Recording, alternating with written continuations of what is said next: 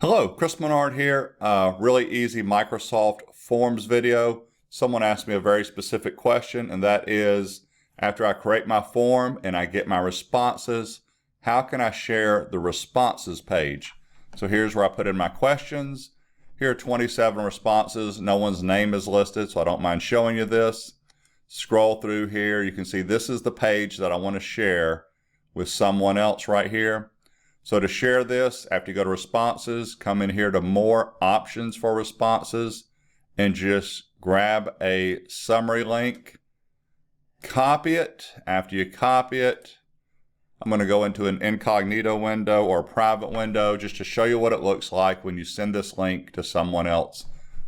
And there it is. Notice the questions aren't listed. It's just the responses page, and they can sit here and look at your responses.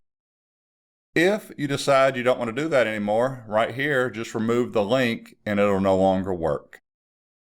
Thank you for your time. Feel free to subscribe. If you have any questions about Microsoft Forms, which I love, feel free to check out my Microsoft Forms playlist, which is listed in the comments down below. Have a great weekend. Thank you.